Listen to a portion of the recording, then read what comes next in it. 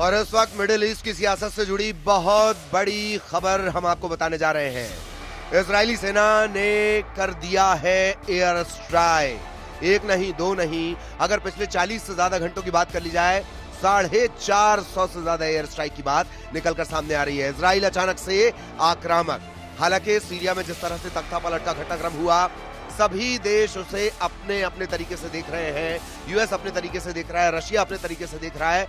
इन सब के बीच इजराइल पर सबकी निगाहें जमी हुई थी और अब खबर ये मिल रही है, बड़ी खबर ये मिल रही है, बशर अल असद की सरकार गिरने के बाद इजराइल ने किया है एयर स्ट्राइक।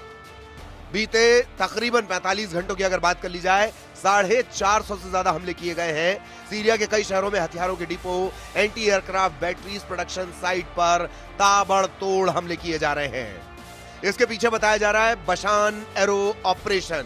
इजरायली सेना आईडीएफ का कहना है कि वायुसेना ने सीरिया के स्ट्रेटेजिक हथियार भंडारण पर 350 हमले किए हैं। दमिश्क, होम, टार्टस, लटाकिया, पलमायरा, बड़े पैमाने पर यहां पर हमले किए गए हैं। खासतौर पर टारगेट किसे किया जा रहा है? Aircraft batteries, missile, drone, fighter jet और टैंक नष्ट किए जा रहे हैं, यानी इन्हें टारगेट किया जा रहा है। ग्राउंड ऑपरेशन भी लगातार इजराइल की तरफ से चल रहा है। ग्राउंड ऑपरेशन में भी स्ट्राइक की जा रही है। इजराइल के जो गवर्नमेंट के सूत्र हैं, उनके हवाले से जानकारी मिल रही है कि सीरिया का नौसैनिक बेड़ा पूरी तरह से तबाह कर दिया गया है। सेना का अनुमान है कि उन्होंने बशर अल असद के 80% सैन्य ठिकाने नष्ट कर दिए हैं। इजराइल की तरफ से इसे बशान एरो नाम दिए जाने की बात सामने आ रही है। सीरिया में अलकायदा से जुड़े जो सुन्नी विद्रोही गुट है HTS, उसका कब्जा हो गया है। बशर के रूस भाग जाने के बाद इजराइल ने इस मौके का फायदा उठाया। इजराइल ने सीरिया के सैन्य ठिकानों पर हमला कर दिया है। सिर्फ हवाई हमले नहीं, बल्कि जमीनी स्तर पर भी इजरायली सेना सीरिया की सीमा के भीतर घुस गई है। 1990 के आसपास, 1994 में एक एग्रीमेंट के बाद ये पहली बार हो रहा है जब इजरायली सेना ने सीरिया की जमीन पर अपनी एंट्री की है। अब तक जो जानकारी मिली है उसके मुताबिक इजरायली सेना गोलान हाइट्स के पास तकरीबन 10 किलोमीटर भीतर तक घुस गई है। बफर जोन भी बना लिया गया है। कई रिपोर्ट्स ये भी कह रही है कि इजराइल ने सीरियाई इलाकों पर कब्जे की योजना बनाई है। इस प्लानिंग को वो बहुत जल्द अंजाम देने जा रहा है। उत्तर सीरिया के जो शहर है वहां पर सीरियन डेमोक्रेटिक फोर्सेस SDF और तुर्की समर्थित सीरियन नेशनल आर्मी SNA, इनके बीच लगातार संघर्ष जारी है। यानी सीरिया की स्थिति ऐसी हो गई है, हर कोई अपने तरीके से लाभ उठाना चाह रहा है। वजह है उसकी कमर्शियल वैल्यू, वजह है उसकी जमीन का ट्रांसपोर्टेशन के लिए इस्तेमाल होना। यही वजह है कि हर कोई अपने तरीके से उस पर फायदा, अपने फायदे के हिसाब से उस पर हमला कर रहा है। SDF और NSA के बीच संघर्ष हुआ है। 3 दिनों में 200 से ज्यादा लोगों की जान चली गई है। SDF की तरफ से यह कहना है कि अमेरिका समर्थित कुर्दिश समूह ने तुर्की समर्थित सुरक्षा बलों के साथ सीज फायर एग्रीमेंट पर सहमति की बात निकलकर सामने आई, लेकिन यह जमीन पर कहीं नजर नहीं आ रहा है। इधर सीरिया के जो केयरटेकर प्रधानमंत्री बनाए गए हैं, कार्यवाहक प्रधानमंत्री जिसे हम कहते हैं, मोहम्मद अल बाशिर, उनका कहना है कि मुल्क में स्थिरता और शांति बहाली की जरूरत है। लेकिन इन परिस्थितियों में जबकि इजराइल लगातार आक्रामक है, हमलावर है, कैसे ये हो पाएगा, इससे लेकर संशय बरकरार है। तो इजराइल ने आक्रामक होते हुए तकरीबन जो हमले हैं, जो जिस तरह से हम आपको जानकारी दे रहे हैं, कुछ घंटों के अंतराल में 40 घंटों के अंतराल में 40-45 घंटे के करीब 450 एयर स्ट्राइक की है।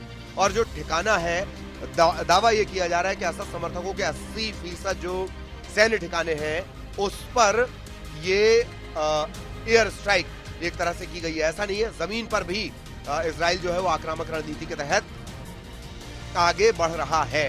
अब सवाल ये उठ रहा है कि इजराइल जो सीरिया में तख्ता पलट के हालात बने, बशर अल असद को भागना पड़ा, तो क्या इजराइल इसमें कोई मौका अपने लिए तलाश रहा है या ये किसी तरह की चुनौती इजराइल के लिए है? अभी तो इस तरह से घटनाक्रम को देखकर लगता है कि वो इस मौके का फायदा उठा रहा है।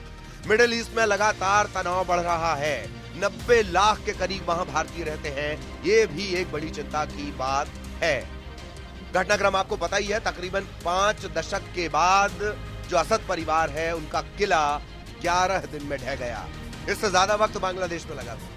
इससे कम वक्त में बशर अल असद का किला, असद परिवार का जो किला है वो ढह गया है।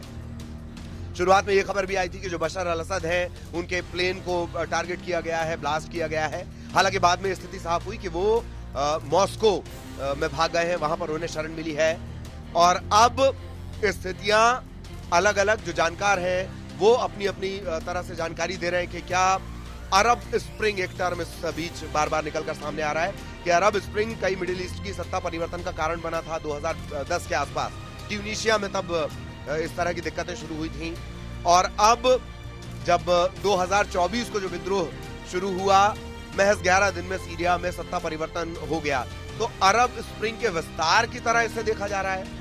अलग अलग जानकार इसे लेकर अलग अलग बातें कर रहे हैं। इजराइल ने बशर की सत्ता का खात्मा होता ही सबसे पहले इसका स्वागत किया था। नेतन्याहू ने मिडिल ईस्ट के लिए इसे ऐतिहासिक दिन बता दिया था। 1.5 साल में इजराइल ने गजा से हमास का सफाया किया है, लेबनान में हिजबुल्लाह से सीज फायर कर लिया है, और अब सीरिया में बशर की सत्ता का खात्मा होने के बाद इजराइल अचानक से आक्रामक हो गया है सीरिया को लेकर।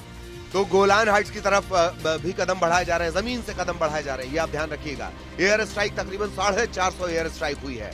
अब तक हालांकि साफ नहीं हो पाया कि दमिश्क पर कब्जा करने वाले हयात तहरीर अल शाम से इजराइल के रिश्ते कैसे होंगे, लेकिन इजराइल कहीं ना कहीं बेहद आक्रामक होकर इसे देख रहा है। तो ये ऐसे समझिए, Türkiye, Syria, Iraq, Iran, Armenia, ये सब कैस्पियन सागर से लगे हुए देश हैं। 5 देश जो आसपास के देश हैं, जो हम जिसकी जानकारी आपको दे रहे हैं। माना यह भी जा रहा है कि आईएसआईएस जैसा कोई नया खतरा भी उभर सकता है। ये अलग अलग जानकार हैं, अलग अलग तरीके से अपने अपने तरीके से वो इस पूरे घटनाक्रम को देख रहे हैं। लेकिन इजराइल से जुड़ा जो बड़ा अपडेट है वो हम आपको लगातार बता रहे हैं कि इजराइल ने 450 से ज्यादा एयर स्ट्राइक की है। और दावा ये किया जा रहा है, आईडीएफ जो है वहां की, वो ये दावा कर रही है कि 80% सैन्य ठिकाने तबाह कर दिए गए हैं। सीरिया में बशर अल असद की सरकार गिरने के बाद हजारों जो सीरियाई सैनिक हैं वो इराक की सीमा में भी दाखिल हुए हैं। और कोशिश उनकी ये है कि सीरिया में जमीन पर भी, इन 1994 के आसपास एक एग्रीमेंट इनके बीच हुआ था, और 1994 के बाद ये पहली बार होगा कि जमीन पर, सीरिया की जमीन पर इजराइल के सैनिक घुसे हैं। अब तक जो जानकारी मिली है, एयर स्ट्राइक एक अलग है जो हम आपको बता रहे हैं, 450 एयर स्ट्राइक। इसके अलावा जमीन पर भी तकरीबन गोलान इलाके में 10 किलोमीटर भीतर तक जो इजराइल की सेना है वो अंदर जा चुकी है। इसे देखा जा रहा है कि जो इजराइल है वो इसे मौके की तरह ले रहा है। हालांकि धीरे धीरे स्थितियां और साफ हो पाएंगी, लेकिन मिडिल ईस्ट में लगातार शक्ति संतुलन अस्थिरता की तरफ बढ़ता हुआ। अलग अलग जानकारों की अलग अलग राय है, लेकिन भारत के लिए चिंता की बात यह कि इस पूरे इलाके में अगर देख लिया जाए, तकरीबन 90 लाख के आसपास भारतीय इन इलाकों में रहते हैं, जिन देशों का हम बार बार जिक्र कर रहे हैं। और अभी ताजा अपडेट ये कि सीरिया पर इजराइल का रुख एकदम आक्रामक हो गया है।